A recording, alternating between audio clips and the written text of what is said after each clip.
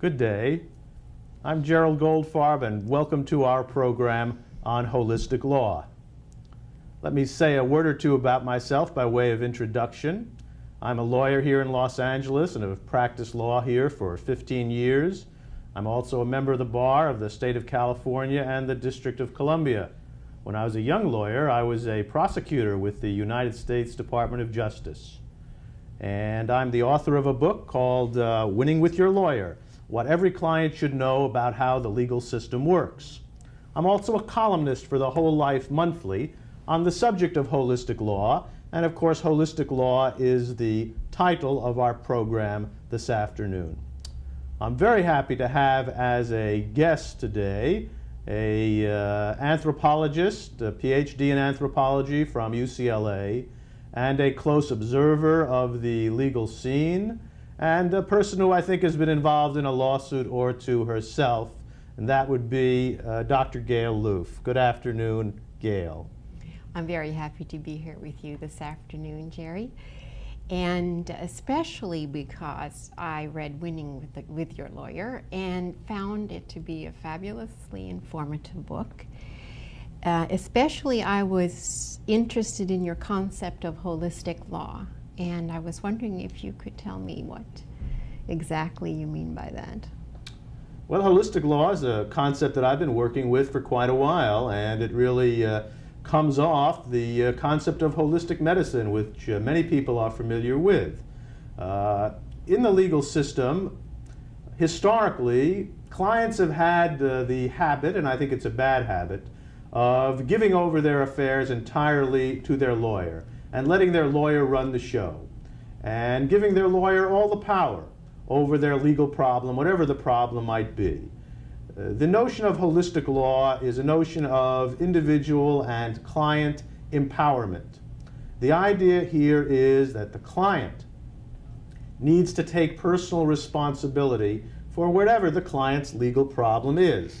The client needs to work with the lawyer in a cooperative relationship. The client needs to see the problem in the context of the client's whole life, not just as some sort of isolated incident. The client needs to be educated and take responsibility for what's going on in their legal life. Let me give you a few examples so you'll see what I mean. For example, if someone is arrested because of a drug offense or for driving under the influence of alcohol, at one level, of course, that's a legal problem. They need a lawyer to help them deal with the legal system. But on another level, that's a human problem. That's a personal problem. That's a problem involving their whole life. And they need to address that problem together with their legal problem. For further example, if you're arrested for driving under the influence once, the legal system allows you to get away with sort of a tap on the wrist. You can usually arrange to plead guilty to some slightly lesser offense and get a modest fine and no jail time. On the other hand, if you're arrested a second time, that means that society is giving you a very strong tap on the shoulder. Once is a warning, twice is serious.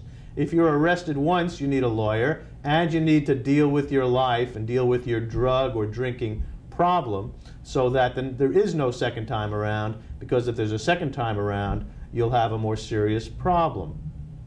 The same principle applies, for example, in divorce and family law matters. These are matters which at first blush may look like a legal problem. People have a fight and they run up to their divorce lawyer.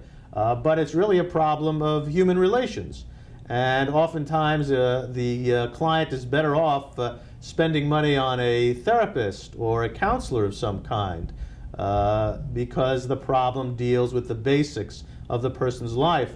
Lawyers are very expensive, you know, and you can save a lot of money. You may, if you're spending $150 an hour for a lawyer, well, you're a lot better off spending $50 an hour for a psychotherapist. So what if I came to you as your client wanting a divorce, and my husband had a lot of money, and I was interested in a very big settlement, and after all, as an attorney, you stand to make a lot of money if I get a big settlement. Is that right?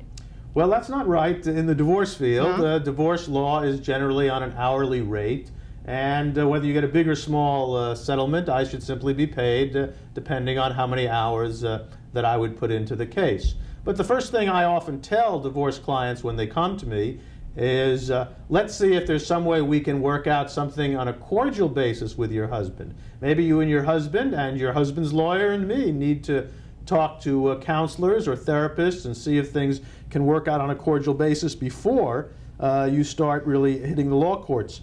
Particularly for middle-class people, a highly disputatious divorce can eat up the modest savings or assets that the family has. So that's why we try to downplay heavy litigation unless it's really necessary, unless it's no way that the people can cooperate. When that happens, of course, we can fight like the devil. You mentioned also that a holistic lawyer, such as yourself, will encourage a client to take charge of their own life or of their own case, or at least participate in an active way with the attorney. Is there a way of taking that to the ultimate extreme so that I wouldn't, not even to go to an attorney, but in fact handle my own lawsuit? That's a good question, Dr. Loof. Many people nowadays want to handle their own legal affairs without a lawyer if possible. Lawyers are very expensive, and people are inclined to empower themselves a bit more, and it's often possible to do that depending on the kind of case. Simple legal matters, for example, an amicable divorce, for example, a name change, for example, incorporation. There are many things of that nature that a person can handle themselves. There's an organization known as Nolo Press out of Berkeley, California, which puts out a set of self-help books. They put out about 50 different books. And if you use those books, you can do a lot of things yourself, and you don't even need a lawyer. And I encourage people to do that. But, and the big but is, when you have a serious dispute and you have two sides fighting against each other, then you had better have a lawyer to guide you. The analogy or the metaphor I like to use is to think of the legal system a bit like a jungle. If you walk through a jungle, you've got to be very careful. You may have quicksand on one side, you may have a snake pit on another side. There are all sorts of risks that are involved. And a lawsuit is like a jungle. When you go through a lawsuit, when you go through a jungle, you'd better have an excellent guide. And when you go through a lawsuit, you'd better have an excellent lawyer to act as your guide, or you're liable to fall into some legal quicksand and sink without a trace. So you think that in some cases it's definitely necessary to have an attorney, but in other cases it's possible to do it on your own.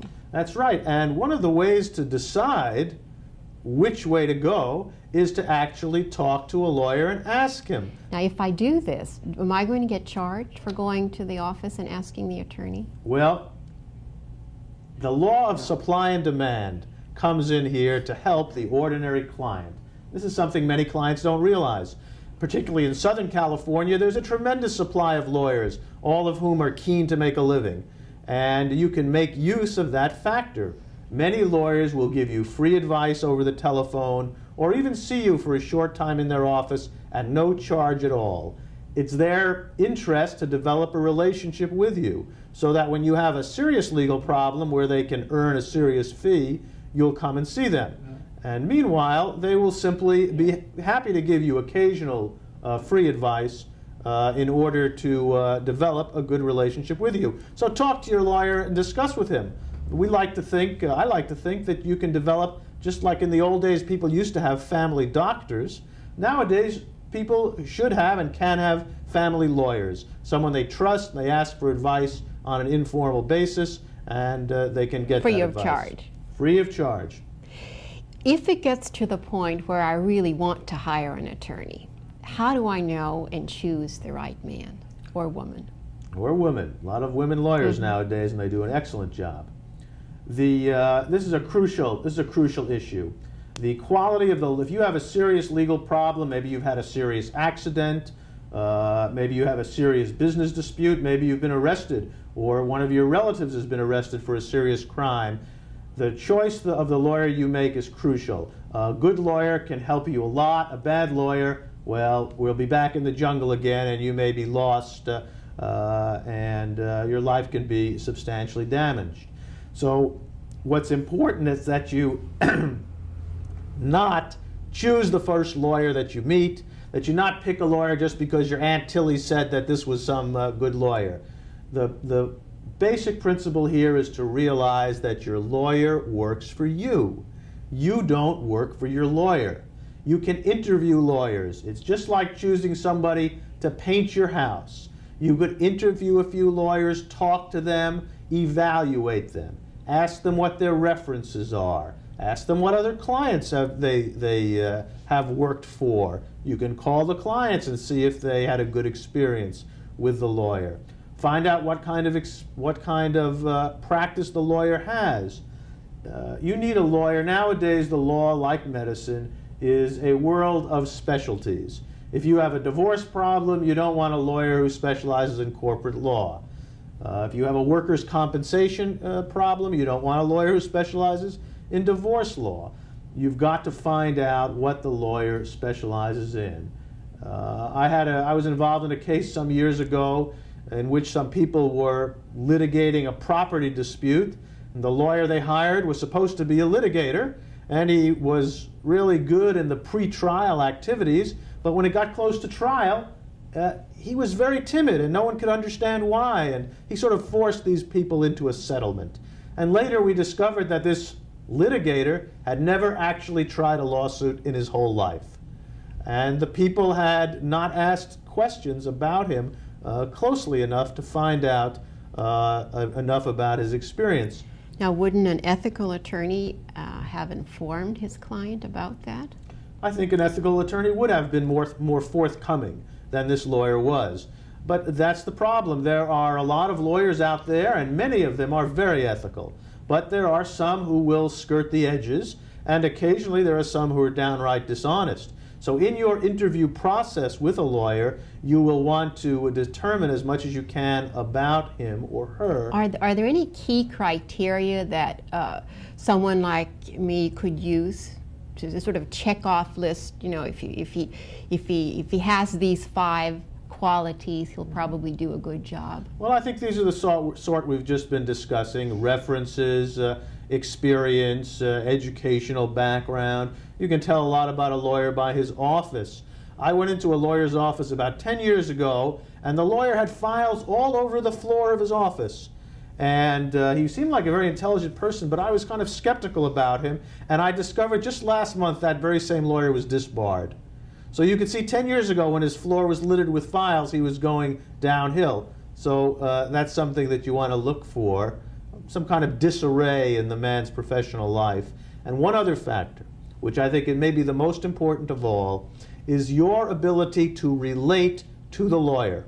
If you hire a lawyer, you're going to be working with that lawyer maybe for years. In the county of Los Angeles, if you have a civil suit arising out of an accident, for example, it may take you 4 or as many as 5 years to get that case to trial. That means you'll be working with your lawyer for 5 years. Even a divorce case frequently takes a year or 2. And if you're going to have that long-term relationship, you want to be able to get on with the person. You want to be able to state your views freely and clearly. You want that person to be able to be open and honest with you. If the relationship is no good, just like in a bad marriage, it's not going to be productive. So I think that's something you should look at early on when you're choosing a lawyer, and you should trust your instincts. If you have a negative instinct about a lawyer, you don't think you're going to get on with that lawyer, go down the hall, go to another office. There are lawyers all over town.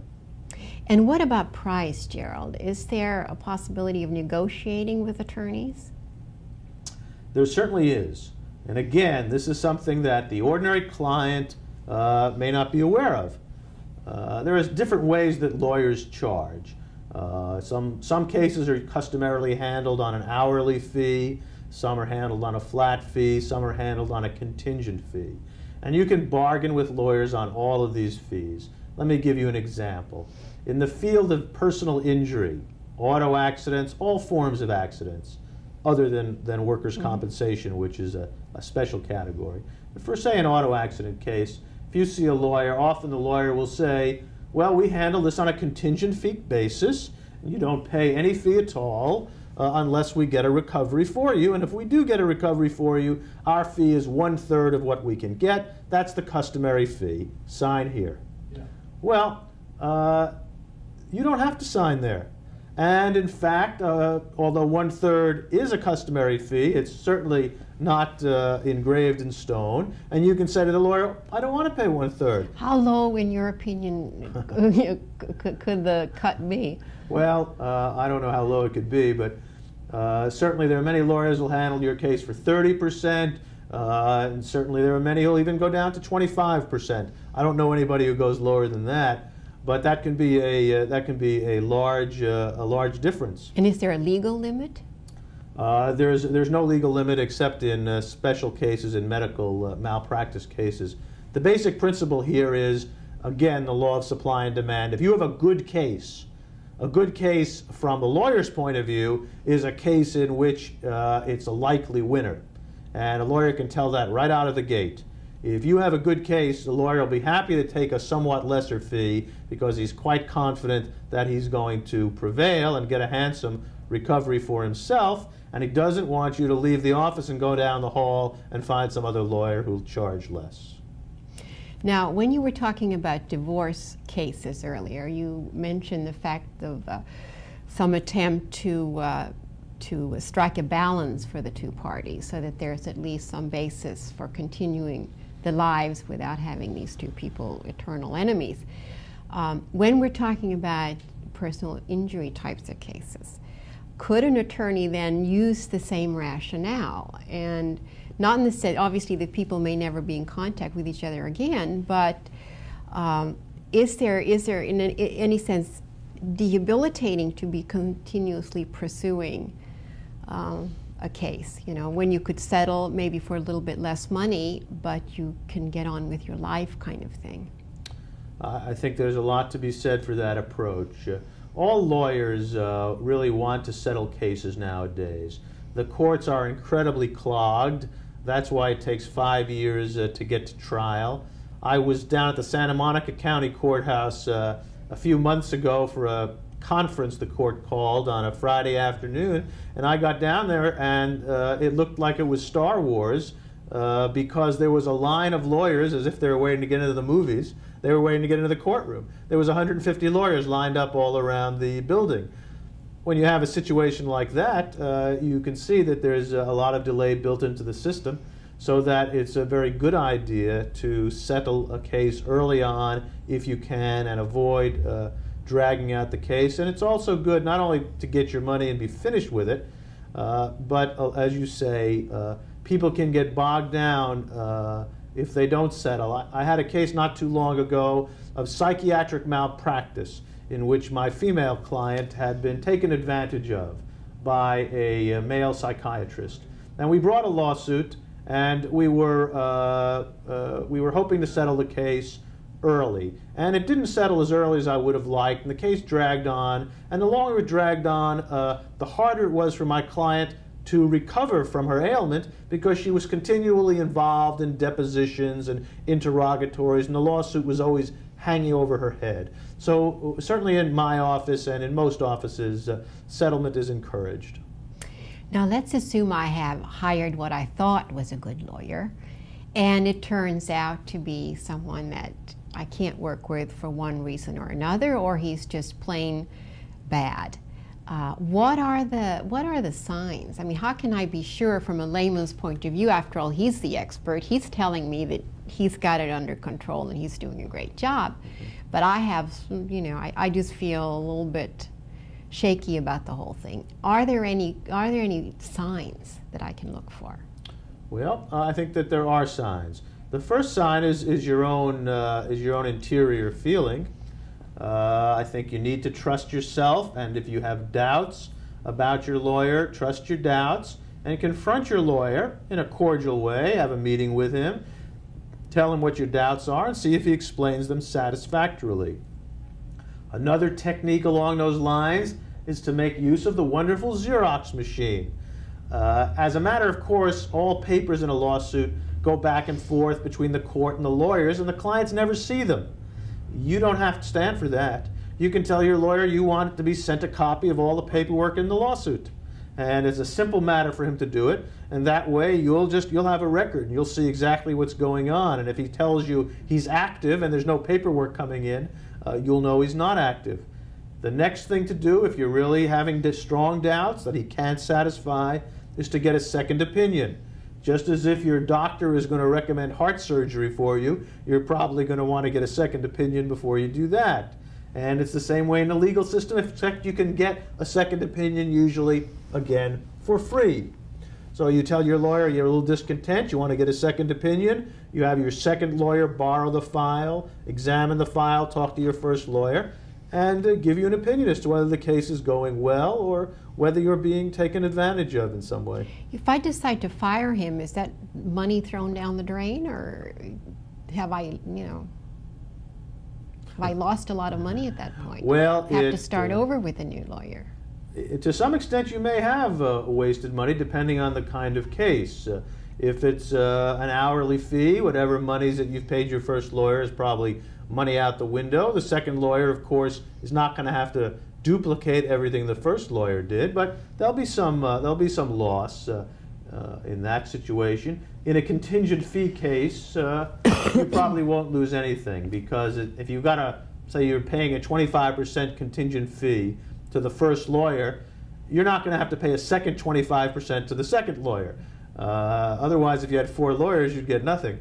The lawyers that you have, the 2 lawyers, will split the fee. They'll divide the fee. Oh, so the first one still gets paid. The first one will get will get a portion of the fee depending upon how much work they've put into the case. If they've done most of the work, they'll get most of the fee. Mm-hmm. If I've already paid something up front, in other words, if it's not contingent type of case, could I sue in order to get my money back? Well, it all depends on the contract that you've made with the lawyer. Lawyers are obliged to make contracts with their clients, and the terms of the contract will control. However, whatever doubts there are in the contract, any ambiguity in the contract will be construed in your favor. Mm-hmm. All right, let's suppose for a minute that I have a traffic accident. Mm-hmm. And maybe I'm experiencing some discomfort. I'm not too sure. Mm-hmm. It's very hard to tell at the beginning of an accident whether this is going to be any kind of permanent damage where I would need to see an attorney and so on. How do I decide when and if it's time to call an attorney in a situation like that? Call an attorney. The attorney is the one who knows about these sorts of things. You don't know about it. So you can consult your family lawyer. That's a good thing to do. And he'll tell you whether you need a lawyer or not. And if you don't, if you're not sure, then ask another lawyer. Lawyers are always happy to give advice in those kinds of situations. And I just want to say another thing about changing lawyers, because it's a risky. There is some risk in it, and you have to be conscious of the risk. Changing lawyers is kind of like changing horses in midstream. If you change horses in midstream, you're likely to get wet, and if you change lawyers, there's a chance that your lawsuit will get a little wet. So you shouldn't do it lightly. But if you're convinced that your lawyer isn't doing a proper job for you, then you should change. Mm-hmm. I recently had a kind of a personal situation where I rented a house out to some people that I subsequently had to evict from that house. And the eviction process took about 5 months. And for me, that was 5 months of lost rent. Is there anything a person like myself who just has one house, I'm not a slum landlord, could do to protect myself in the future from something like this happening again? Well, I don't think you have a real problem there. A clever tenant can use the legal system to delay eviction for quite a long while, as it sounds like your tenant did. You can simply go into the bankruptcy court and stall everything off for at least 2 months plus the normal time. If you get first and last in a security deposit, that's not enough if you have a nefarious tenant who's interested in ripping you off. I think the only thing you can do to really be safe and sensible is do a careful workup on the tenant before you rent to them, particularly to obtain references from prior landlords to see if the Tenant has a good record. And there is no way that I, as the owner of the property, let's say 2 months have gone by and I've received no payment. There's no way that I can actually go into that property and put it up for rent again, ask them to leave. Absolutely not. Once a tenant is in the property under a lease, you can't use self-help. We'd have chaos if you could do that. People would be pushing and hauling each other all over the place. They are entitled to stay there until the court orders them out, and if necessary, the sheriff comes and removes them from the premises. So the landlord has a risky situation. I notice that we're coming near the end of our hour, Gale, and I want to thank you very much for being with me this afternoon and asking the questions that you did ask. I think you are a good representative of the public and understand the kinds of problems that people often have. The subtitle of my book, Winning with Your Lawyer, is What Every Client Should Know About How the Legal System Works. And we mean that title very seriously. And I hope people have enjoyed this program and have used it to learn about how the legal system works, so that when you have a legal problem, you'll be able to use these kinds of techniques to protect your interests as effectively as possible. Thank you very much for being with me this afternoon.